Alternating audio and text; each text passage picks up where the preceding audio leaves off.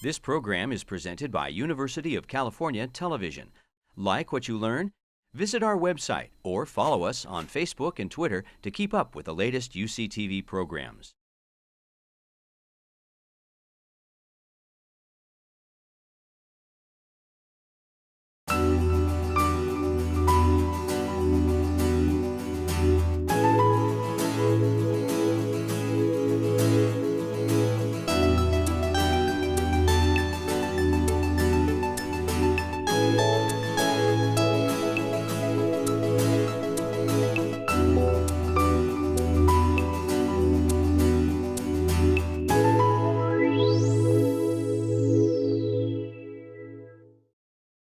Good evening, ladies and gentlemen. I can assure you tonight we're going to have a very, very exciting discussion. The Faculty and Community Advisory Program Committee of the Taubman Symposia, from time to time, isolates a theme that they want us to bring speakers to the campus. Some of you remember that several years ago we did a 3-year cycle of the future of Jews and Judaism. And recently, we made a decision to highlight these great civilizational centers of Jewish history. Not that we can do all of them, but tonight is really one of those centers, the Ghetto in Venice. Now, let me just tell you that I met Bassy in the ghetto, and I was fortunate enough to walk through the ghetto with him, and I discovered that we just had to have him. He is a scholar, as you know from the program brochure, of international reputation, and in many respects, Bassy represents the past of the Venetian ghetto, the present, and most importantly, the future of the Venetian ghetto. So let's welcome Bassy to Santa Barbara to speak on Shylock in Venice.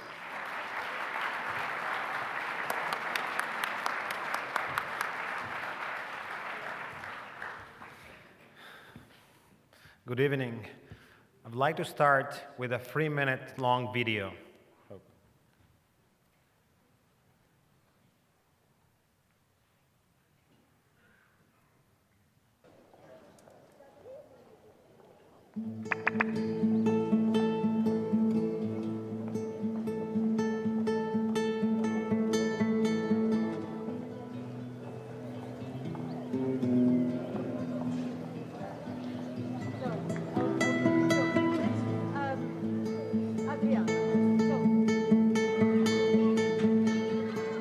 Bringing the Merchant of Venice to the ghetto is a sort of exorcism.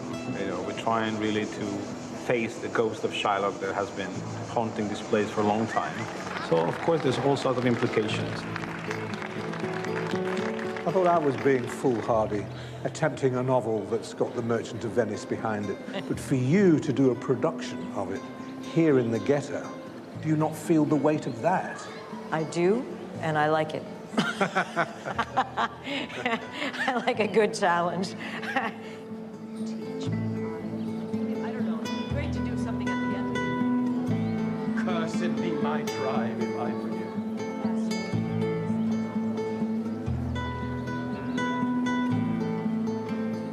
There's a portion of Shylock that we can all enter into.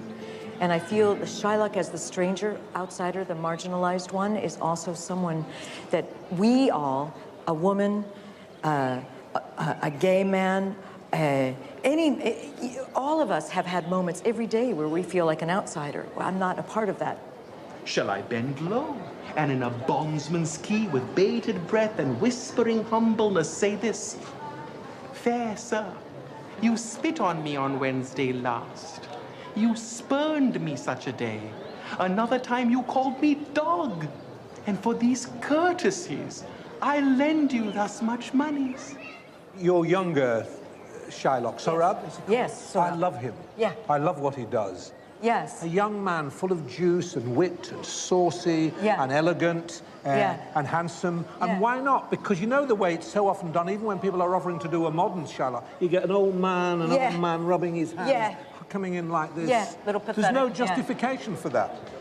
Go with me to a notary, seal me there your single bond, and in a merry sport, if you repay me not on such a day, in such a place, such sum or sums as are expressed in the condition, let the forfeit be nominated for an equal pound of your fair flesh to be cut off and taken in what part of your body pleaseth me. The idea of him being able to engage Antonio in saucy banter. Yes. Because it is saucy banter, isn't it? Yes. I'm going to take a pound of flesh from whichever part of you it chooses. He did it salacious. Salacious is exactly it. And then the pleasure and the kind of laugh. It's like, oh, well, that will never happen.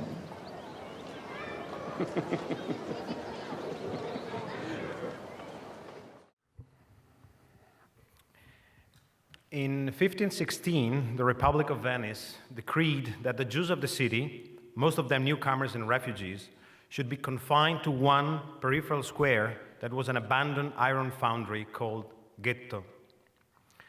In 1616, William Shakespeare died, leaving behind a corpus of 40 works, which included a comedy, The Merchant of Venice, that history has made his most controversial play because of the representation of the Venetian Jewish moneylender Shylock.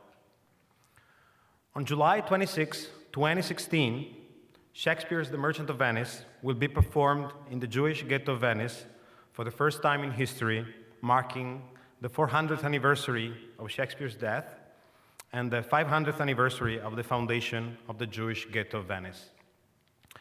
I want to express all my gratitude to the Hermann and Sophia Taubman Foundation and the University of California, Santa Barbara, the Interdisciplinary Humanities Center, and all the old and new friends that have invited me to this very, very distinguished lecture series. And I want to especially welcome and thank Leonard Wallach, Eric and Christina Rickmers, and Professor Richard Echt, who has been a wonderful host here in Santa Barbara. This is really a special opportunity for me to represent the legacy of the Jewish Ghetto of Venice and to share with you some reflection on the daunting task of bringing Shylock with the help of Columbari Company that you just saw and I will return to at the end of my talk, to bringing Shylock to his ghetto for the very first time in an original production in English. And let me also thank the students of the History of Anti-Semitism class of Professor Richard Echt that today I had the pleasure of discussing the play with. Their questions and comment really stimulated more of my thoughts. Let me start with a preliminary remark that will help me frame a historical overview. I consider both the Ghetto and Shakespeare's play as fundamentally ambivalent documents of Western civilization, having been both instruments of intolerance and catalysts for cross-cultural understanding, vehicles of anti-Semitism, and portals of knowledge of and sympathy for the Jews. The project that I'm presenting today is truly a work in progress that still requires a major effort and the alignment of many stars. We intend to take the full onus of this ambivalence, rejecting any univocal interpretation of the place or of the play, attempting instead to work into a major theatrical event the multiple historical implications of a unique site, when one that has seen its distinctly local name, Ghetto, become a global metaphor, Ghetto. While I was preparing this talk, I was asked to say something about my family's relationship with the place, and then I realized that I could tell the whole story of the Ghetto and its interaction with Shakespeare through that of my family. So my presentation is divided into 4 parts, corresponding to 4 different centuries and 4 people in my family tree. And part 1 is called Yosef. My first ancestor is Yosef Pardo, born sometime in the mid-16th century in Salonika, now in Greece, then part of the Ottoman Empire, a member of that massive Sephardic diaspora that had been expelled from Spain in 1492. I don't know how clearly you can see that. This is a family tree that was compiled by my uncle some 50 years ago. And if you look at this family tree, you can notice how almost no single individual from the Spanish origin in Pardo de Castilla that gives the Pardo their name, to my grandmother in Ferrara, is born and dies in the same place. Amsterdam, Suriname, Skopje, Dubrovnik, Jerusalem, Verona, Ferrara, Venice. Sometime in 1580s, Yosef Pardo decides to leave his native Salonika and moves to Venice. We don't know his individual motivations, but we know that he chose to join a relatively new Jewish community. There was, in fact, an incredibly diverse mosaic of different Judaic traditions: Italian, German Ashkenazim, Sephardim, and the descendants of Iberian Marranos coming together in a site called Ghetto. In 1516, as I mentioned, the Venice Senate decreed the removal of the Jews who had fled to the city after the rout of Venice at the Battle of Agnadello from the body of the city. It was decided to confine them to the former public copper foundry, Ghetto del Rame del Nostro Comune, used in the past to manufacture ordnance, securing the service of the Jews but keeping them safely at the margins. It is not clear whether it was the early German foundry workers or the incoming German Jews who could not pronounce the G of Ghetto and turned the Ghetto into the ghetto. And it is a curious fact that a lot of alternative etymologies continue to be offered in the face of this conclusive evidence of the origin of the name. Other Jewish isolated areas had existed before Venice, like in Frankfurt, but in 1555, Pope Paul IV decided to model new segregated Jewish areas in his territories after this Venetian site. From there, the name ghetto started spreading in space and time to other ethnic enclaves and countless other physical, psychological, and metaphorical forms of limitation and confinement. I understand that Quentin Tarantino referred to the movie composer Ghetto, irritating many people at a recent ceremony, and I guess that he and his critics were probably not aware that they were referencing a small square in Venice. And I'm looking forward to a forthcoming book by Princeton sociologist Mitchell Dunayer, Ghetto, the Invention of a Place, the History of an Idea, that is precisely an analysis of this global spread. Constrained within the narrow limits of an island, the ghetto became at once a place of segregation and a safe haven for refugees, possibly one of the best compromises in Europe at the time. When the Jews entered the ghetto, where rents immediately skyrocketed, they had to become very creative. Blocks became taller and the headroom in apartments much lower. 6 or 7 story buildings had to accommodate as many as 10 apartments. The new arrivals were given permission to build their places of worship as long as they were not immediately recognizable from outside, which explains why the older Venetian synagogues are incorporated into residential buildings. What you're seeing in the picture is the Canton Synagogue that takes the name from the fact that it's in a corner. And from the outside is completely inconspicuous, and inside is beautiful and all decorated with gold. In a city like Venice, known internationally for its architectural and artistic beauties, the ghetto still presents itself as the only large square in the city without a church or any arresting facade. It is quite likely that Rabbi Yosef Pardo chose the ghetto, that at the time of his arrival had added a second smaller square for the Sephardic newcomers, not because of these regulations, which forbade the Jews to leave the area from sunset to sunrise and prescribed the wearing of a yellow badge during daylight excursion, but for other important reasons. An incisive account by a contemporary author summarizes the salient features of the society residing there. The ghetto was isolated, yet its isolation protected its residents. And they took their chances. They created a mini civilization, a city within the city, invested it with its own myths, its subtle glories. There were 5 synagogues, one each for the German, Italian, Spanish, French, and Levantine communities that settled here, each community with its history of dispossession, its journey in search of a new way to scrape a living. They made the ghetto a center of culture, complete with literary salons, an academy of music, a theater, and a place of commerce with inns for merchants and travelers. The main street was lined with bookshops, second-hand dealers, printing works, pawnbrokers, and banks. Venetians were drawn to the district as soon as the gates were unlocked at dawn. In time, the boundary between the ghetto and the city became more fluid.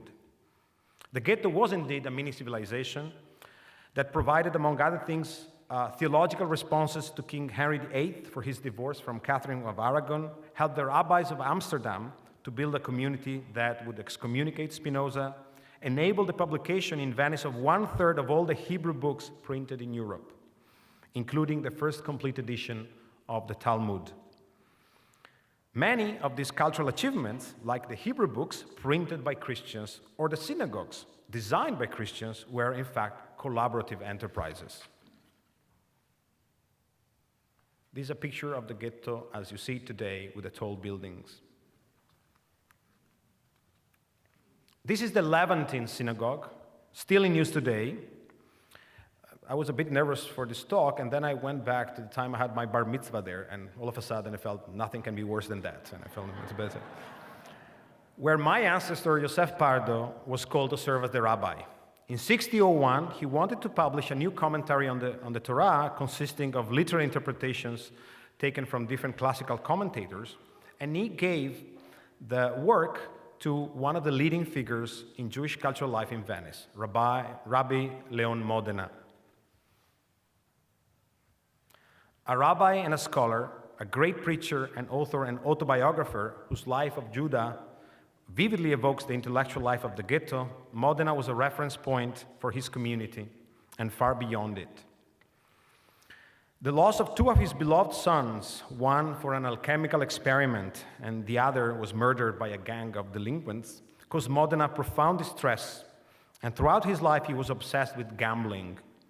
But he also remembered as the author of the first work written in the vernacular by a Jew with the aim of acquainting Christian readers with Jewish costumes. The first introduction of Judaism, 101, was written by Rav Modena. His Historia dei Riti Ebraici was in fact commissioned by the English ambassador Henry Wotton and written for King James I while Shakespeare was still alive, though it wasn't actually published until 1637. Jewish intellectuals such as Modena should be fully recognized as participants of the larger phenomenon that we commonly refer to as the Italian Renaissance. And the symbiosis between Jewish and secular learning that Modena had is epitomized by this poem that you can see here that he composed as a teenager, where the poetry lines sound alike and have approximately parallel meanings in Hebrew and Italian. This is not a translation of the one to another. It sounds the same in both languages.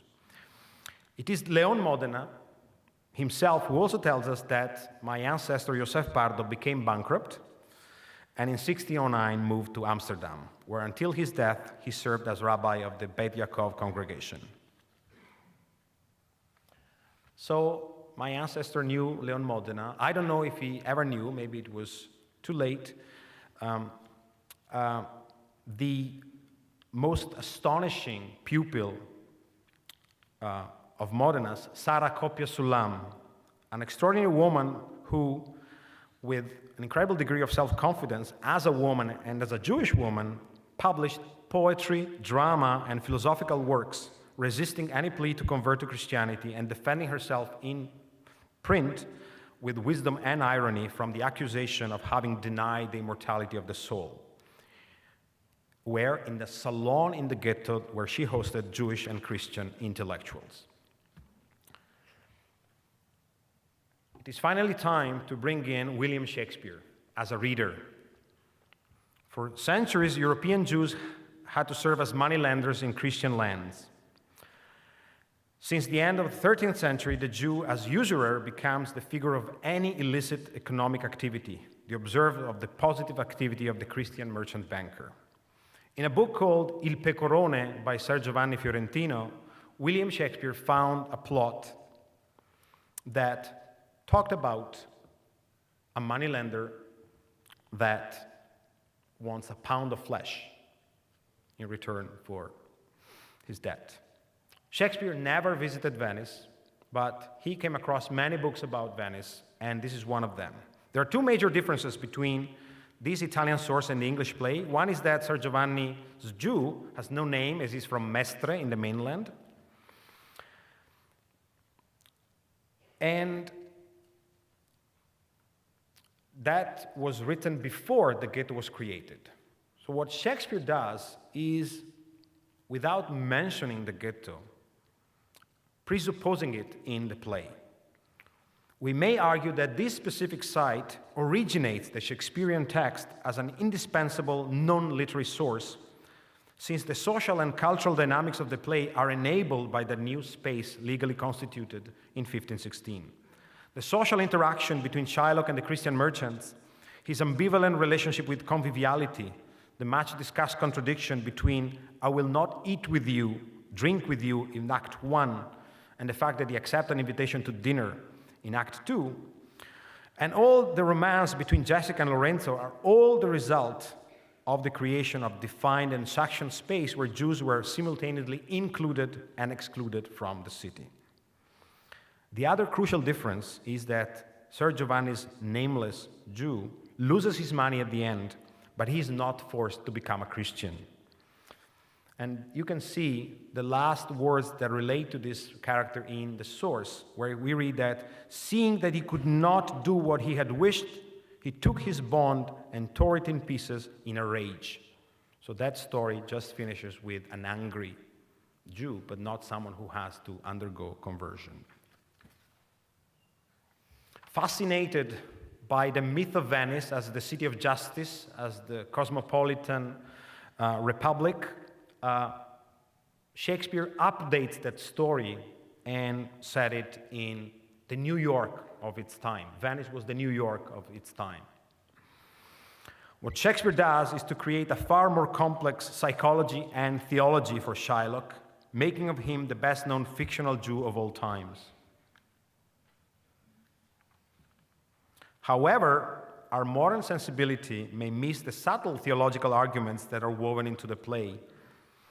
And the most disturbing one is that the famous pound of flesh to be taken from nearest the merchant's heart resonates with two important theological and mythological points that the Christian used against the Jews: circumcision and ritual murder.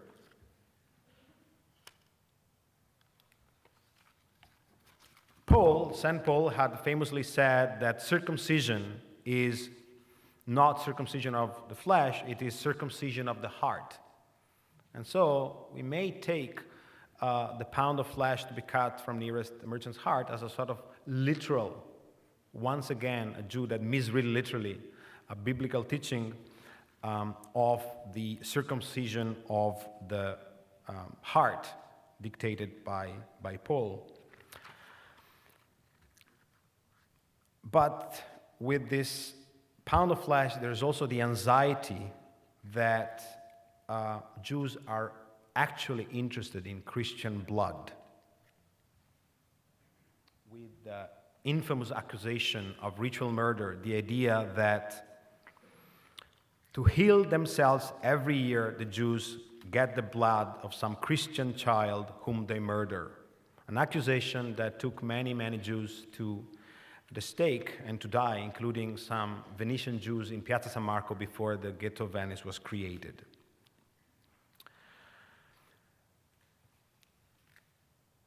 But in spite of these lingering myths of the cruelty of the Jews, the Merchant of Venice is also famous for that speech where a sort of plea for a common humanity that is often quoted in part has managed to make Shylock, to some extent, a more potentially sympathetic character. And so now it is time for me to move, after this slightly longer introduction that was meant to evoke the creation of the ghetto and the writing of The Merchant of Venice, to move to my second part and to a second ancestors called Mandolin. The important one was Rabbi Pardo. From now on, it's all, downhill. It is time to introduce a new ancestor, and I choose the grandfather of my grandfather because of his distinctly Venetian name. It may have been Mandolin, it became Mandolin in Venetian. In 1797, Napoleon's troops pulled down and burned the gates of the ghetto, and the Jews begin their journey to emancipation. It is at this time that a new group of Ashkenazi Jews from Germany decide to make the ghetto their home. Once again, it must have seemed a good compromise. While the newly renamed Bassy, I don't know what they were named before that, were settling in the ghetto, a new romantic Venice was being created out of the vestiges of the old empire, forged in the literature of Byron, Wordsworth, Ruskin, all the way to Henry James, Thomas Mann, and Marcel Proust.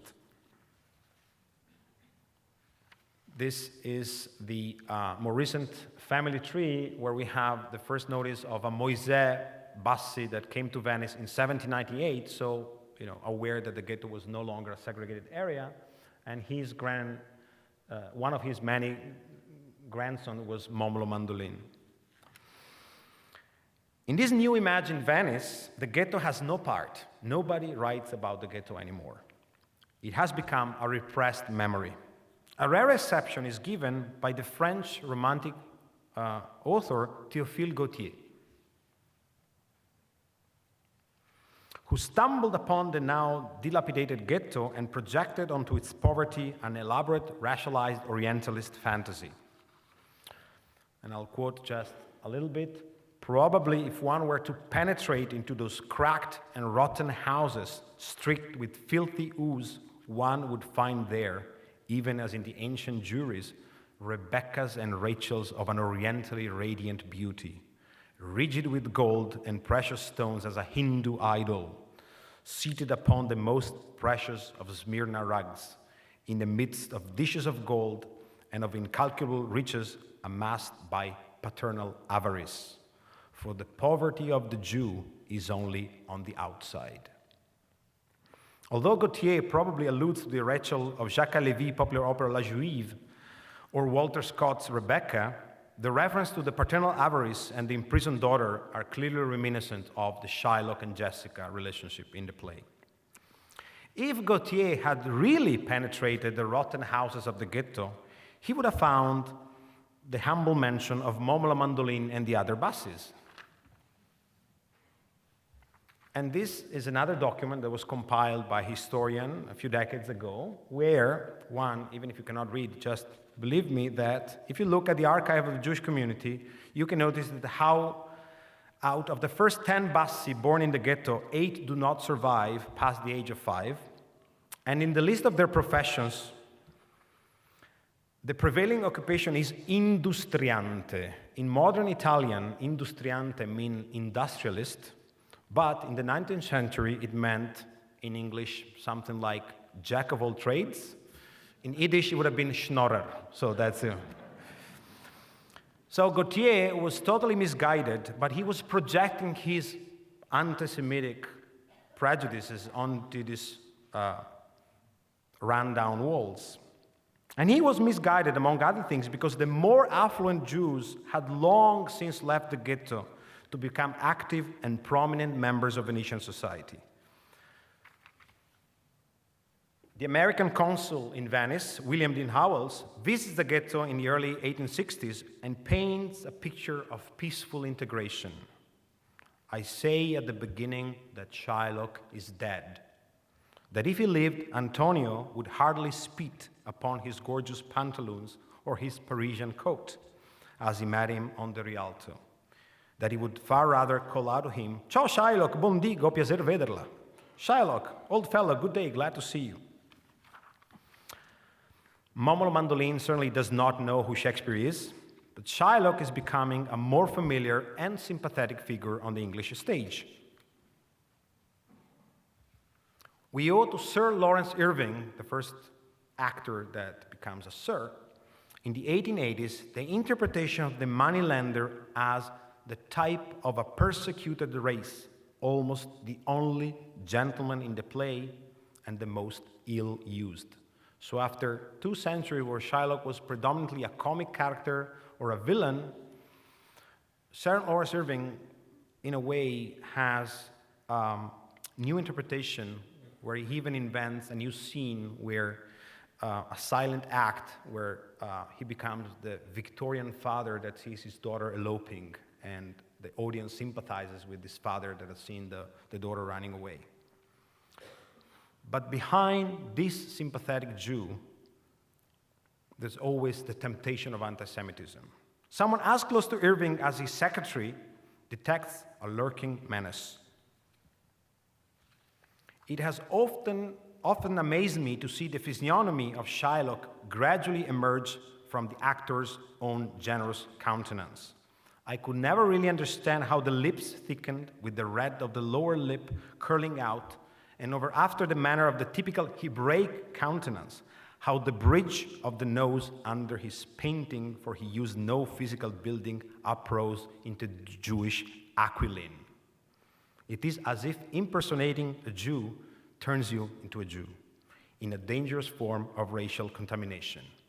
You may have recognized the name of Lawrence Irving's secretary because Bram Stoker, in fact, created another character that looks a lot like the Jews, and like Shylock, is hungry for Christian blood.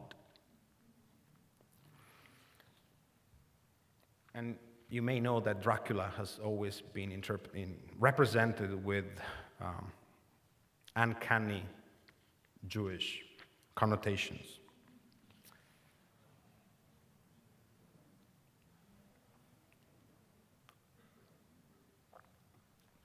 Part 3, 20th century. Girolamo detto Gino, my grandfather, Momolo Mandolin's grandson. Born in 1892, Gino lost his father, Rabbi Yosef, in 1916, and as an orphan, he was at least spared the trenches of World War I. So his name does not appear on the facade of the Levantine synagogue, where Yosef Pardo served as a rabbi in the 16th century, of the Italian Jews fallen for their homeland. This is the moment where the Italian Jews feel that they have finally achieved total integration into Italian society. In the same year, 1916, Girolamo Bassy, a devoted Anglophile, authors a short essay to celebrate the tercentenary of Shakespeare's death. Praising his ability, Shakespeare's ability to soar above the superstitions of his times, and criticizing the view that the Bridge of Venice is a celebration of Christian mercy against the strict law of the Jews, he concludes that Shakespeare created works of pure art and did not use the theater as a means to disseminate a faith or to fight a political party or a nation. His genius is eminently eclectical and by virtue of this universal. So by praising Shakespeare, Gino Bassy, a lawyer, was also simply saying, now Jews and Christians, we're all part of a shared secular culture. Gino married Lina Ravenna, who was a descendant of Yosef Pardo, and this is how the two branches of the family come together in a mixed marriage between Ashkenazi and Sephardim.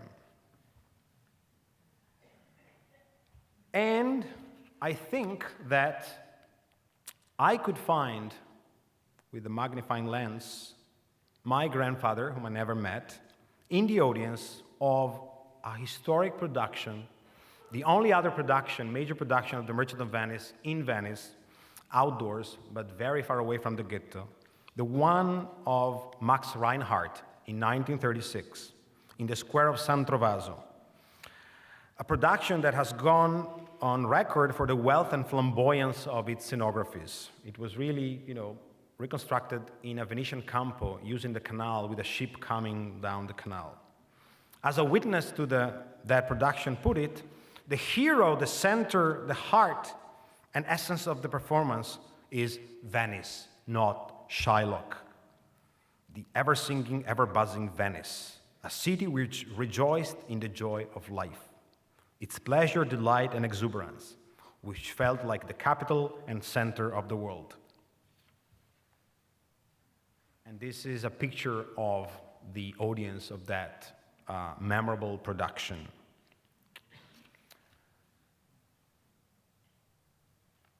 And now, for a slightly more disturbing picture, this is Gino Bassy and his 3 children, including my father, who's the one doing the fascist salute, wearing the uniform of the National Fascist Party. Gino is so sure of being fully integrated that, like many other Italians, he even joins the fascist party, whose nationalist agenda has initially no particular interest in the Jews. When my father put this picture on his book of memoirs that was recently published in English by the Primo Levi Center in New York, he says, "I hope some real neo-fascist buys it, thinking it's a fascist book, and then finds out about the Shoah." For some Italian Jews, becoming a fascist was the logical conclusion of a patriotism aimed at erasing any doubt concerning their Italianness and their loyalty. My grandfather did not wear the fascist uniform out of ideological conviction, like other Jews did. He became a member of the party to make his professional life a bit easier and to support his family. He was not as brave as many Jews who were actually active anti-fascists, like Primo Levi. But that did not save my grandfather from the race laws. In 1938, the fascist regime declared that the Jews were not only unworthy of Italian nationality, but they were declared an altogether different alien race. Exclusion from the public sphere and the withdrawal of most civil rights paved the way for the mass arrests and deportations of the final years of World War II, with approximately 8,000 Italians and 246 Venetians deported to Auschwitz, many of whom being the elderly who lived in the old age home in the ghetto. You can see how Italian racism was presented as an act of defense against the Jews, against the blacks, and Italy is represented as a lone child, a crying child that has been attacked by the claws of communists, Freemasons, and Jews. The last picture of this section is the one that represents survival and rebirth. The Torah scroll come back to the ghetto in April 1945. The community survives and modern time begin. The modern era of the ghetto begins. This is again next to the Levantine synagogue that we've discussed many times.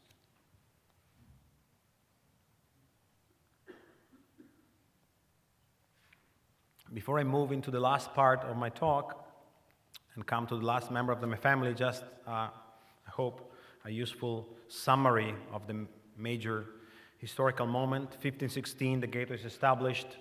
1797, its gates are burned by Napoleon. 1866, Venice joins the unified Italy. 1938, the race laws, the deportations in 43 and 44, and then this new landmark anniversary, 2016, 500 years of the Ghetto of Venice. The last member of the family I want to talk is my son, whose name is Samuel. He's 6.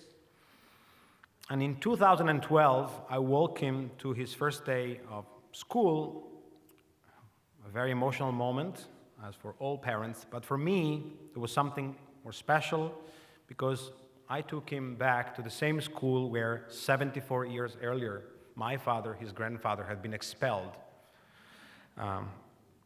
because he was a Jew.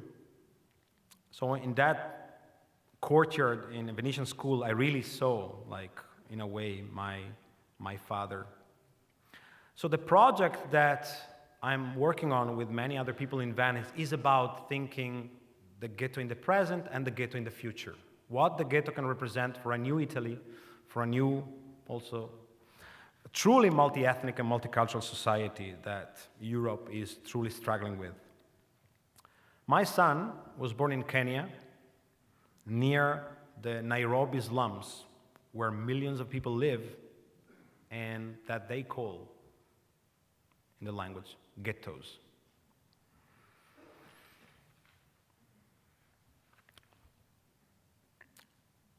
So my son is born at a time where ghetto is no longer a Venetian or just a Venetian term, certainly not just a Jewish term. It has become a truly global metaphor.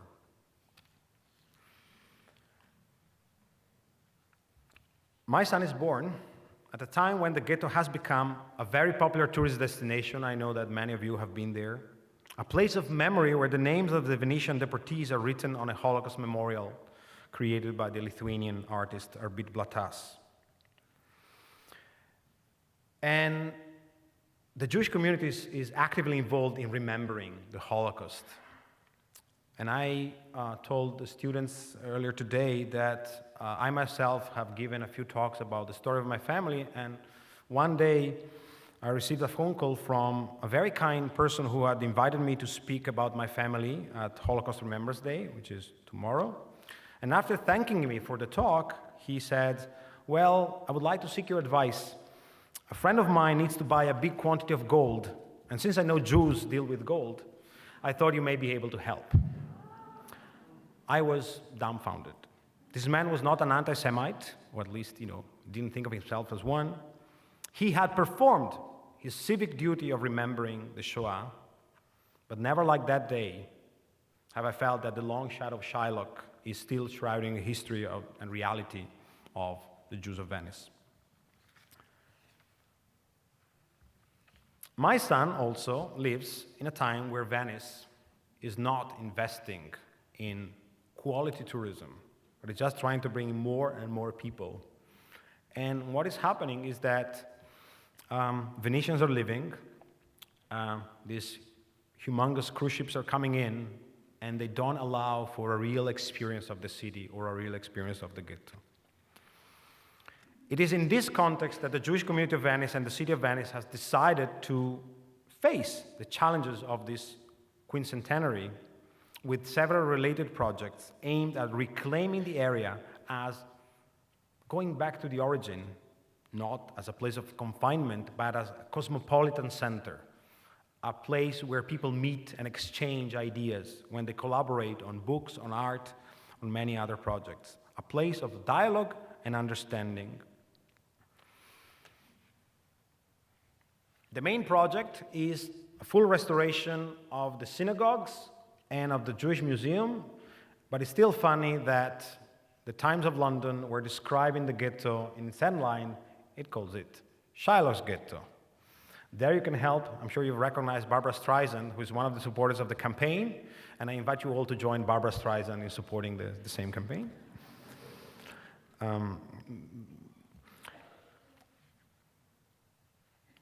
But also went to spend some more time on a different picture. This is Rita Dove, the first African-American poet to be nominated Poet Laureate of the United States. And Rita Dove has been one of the guests of our program where we have invited prominent contemporary writers to reimagine the ghetto.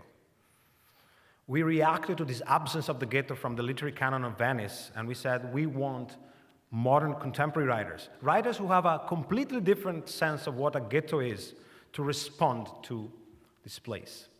And you can see her standing in a picture taken by her husband within the Spanish synagogue. And I'm very happy to share the news that just a few days ago, she sent some poems where she put herself in the shoes of Sara Copio Sullam. So the African-American poet of the 21st century sort of becomes the Jewish woman poet of the 16th century, and this is really moving and beautiful. So the ghetto is not just a place where things happened. It's a place where things are still happening. Which brings me, finally, to the project that you saw in the video.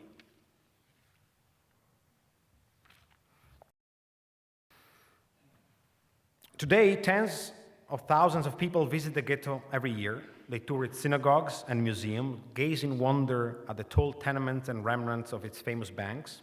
They read the memorial plaques dedicated to the Holocaust. And the small but vibrant Jewish population, 500 roughly, treasures its own traditions and participates in the civic and cultural life of Venice. However, the quarter remains the most misunderstood and misrepresented monument of Venice. Because of its semiotic opacity and ambivalence, it is a palimpsest and a battleground where different people project their own understanding of what a ghetto is. Many people think that it's a World War II ghettos, where, as I've explained, it was not. While Venice presents itself in fixed images of eternal beauty, or in its mirror image of decadence and moribundity, the ghetto fully depends on its historicity. It is a contested space where key values and concepts are constantly renegotiated: inclusion versus exclusion, ownership versus lease, Christian versus Jew, secular versus sacred, tolerance versus intolerance. The 500th anniversary of the ghetto this year is a unique opportunity to open a new phase in the history of this site and to highlight its global relevance through a modern approach to its heritage. At a time of political uncertainty in Europe, the ghetto has precious ethical and cultural lessons to educate the public about the Jews, about human rights, cross-cultural and interfaith dialogue. This apparently marginal place in the world's most visited city is yet crucial for understanding how societies can engage in cross-cultural conversation to their mutual benefit. By unpacking the most famous myth linked to the ghetto, Shylock, we hope to demystify the stereotypes that have accrued around this exemplary site. Can the merchant in the ghetto add a new critical layer? Is the project violating or infringing on a sacred space? Does it impose the presence of the most hideous stereotypical alien? Or conversely, it is reconnecting two narratives, the ghetto and the merchant, that have existed on parallel levels for too long? Whatever the prospects are, the merchant in the ghetto is not a philological or archaeological gesture, and we are not looking for a politically correct production of the play. We don't want to turn Shylock into a nice guy to honor the memory of the Jews who were ghettoized and later persecuted here. Guided by visionary director, American director Karin Kunrod, that you saw in an interview with Howard Jacobson. Howard Jacobson is the most famous British Jewish writer, and he is rewriting The Merchant of Venice as a contemporary novel. The American company, Compagnia de Colombari, has not come to Venice to learn the right color of Shylock's hat. This international collective of performing artists has come to provoke a creative collision, one that addresses the ambivalence of the play and the place, one that unsettled its audience with Shylock's own words: "I'm not bound to please thee with my answers." We hope that The Merchant of Venice could contribute to a renewed civic dimension of the ghetto, based on a cross-cultural conversation that uses Shakespeare as shared language. We didn't want to have maybe a more famous Shakespearean company to produce their own Merchant of Venice in London or New York and then bring it to Venice. We really wanted that to be a site-specific production created in Venice while fully immersed in the place. So last summer, we spent 4 weeks together with the most famous Shakespearean scholars, Stephen Griblatt, James Shapiro, and Stanley Wells, and we had the actors, and we spent time in the ghetto, interviewed people. It was really a sort of wonderful moment of community. And as a very special bonus, well, I invite all of you to come to Venice at the end of July to attend the performance of the play and be part of this historic event. We are tremendously honored to host, as a collateral event to the performance, a mock trial to Shylock and Antonio presided by Supreme Court Justice Ruth Bader Ginsburg. Anti-Semitism and racism continue to be urgent social and political factors in today's Europe. Grappling with the archetypal text of European anti-Semitism, we hope we can also shed light on new expression of anti-Jewish hostility, as well as new forms of ethnic and religious discrimination. As we start in the first ghetto, we bear in mind that today several other ghettos exist, both as physical enclosures, refugee camps, detention centers, segregated neighborhoods, and as metaphorical confinements where minorities and underrepresented groups are marginalized, silenced, oppressed. By reclaiming the ghetto of Venice as a cosmopolitan center of cross-cultural creativity and dialogue, we look forward to the next 500 years. Thank you.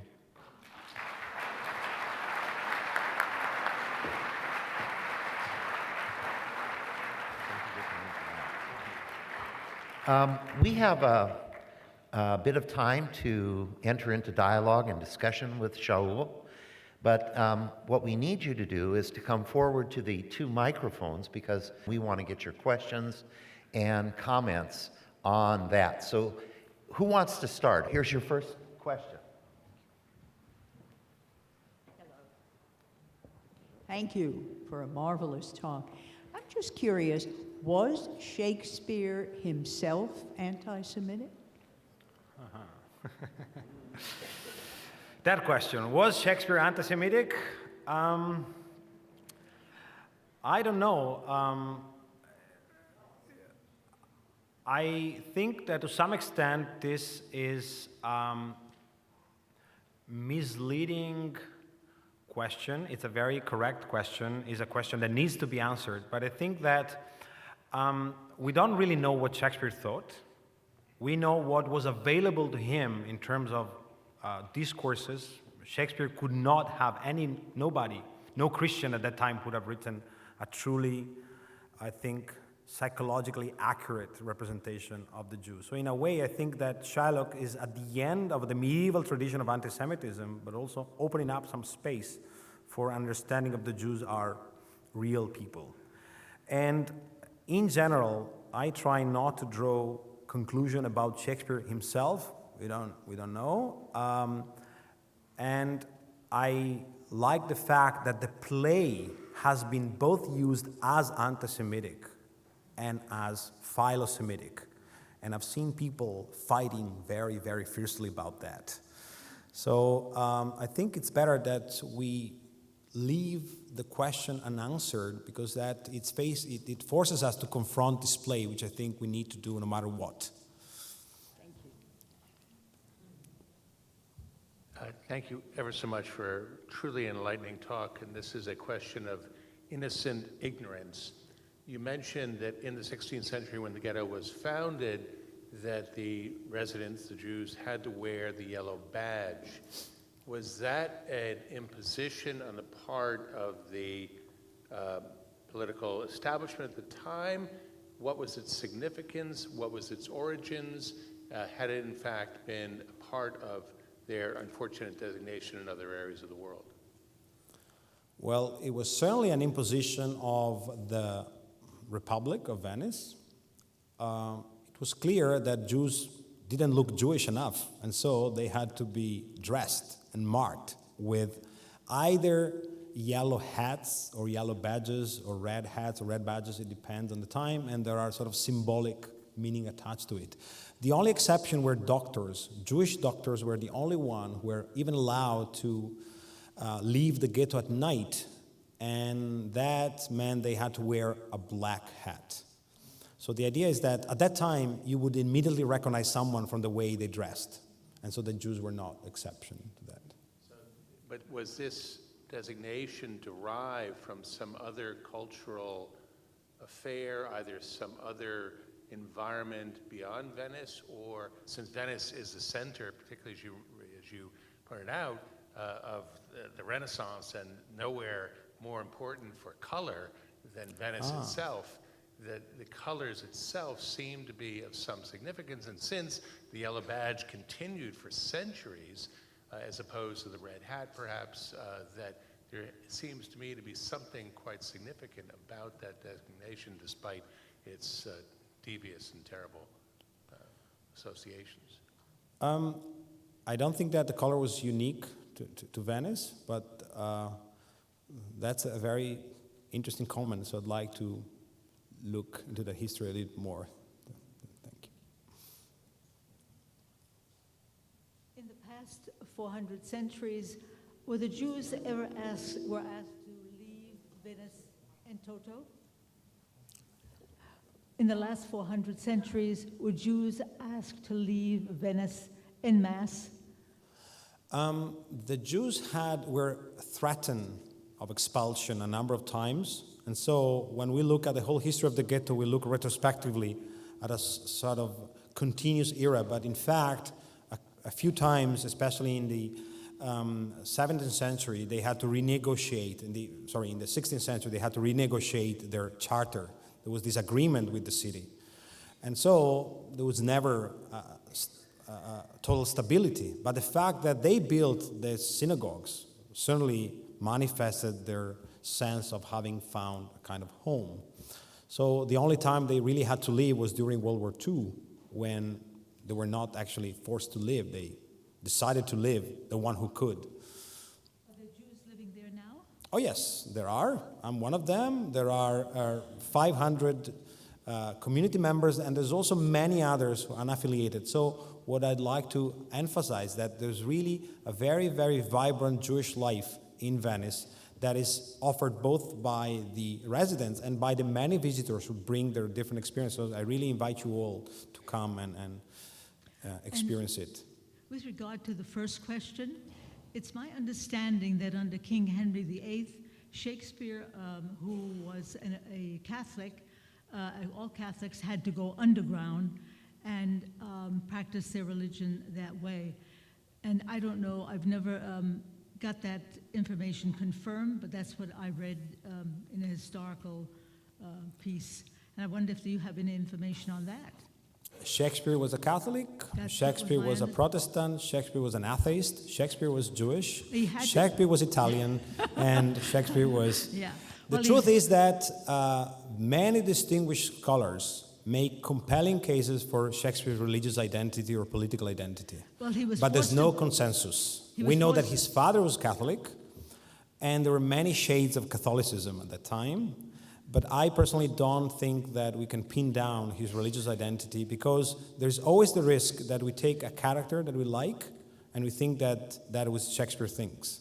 But Shakespeare was Proteus. He really could enter the lives and minds of people who were all these different things. I actually tend to think that he was quite radical in his religious ideas, but I really resist any identification of him in any way. Thank you. Perhaps we might conclude this evening by allowing me to tell you a story. When Shaul Bassy was a graduate student, he took advantage of one of the great treasures of the University of California, namely its Education Abroad program, which allows hundreds, if not thousands, of students here in the University of California to study abroad, and also allows graduate students, in his case, to come to places like Berkeley and Santa Cruz and all of the other universities of California campuses. So perhaps we should not say goodbye, but we should welcome him back. Thank you.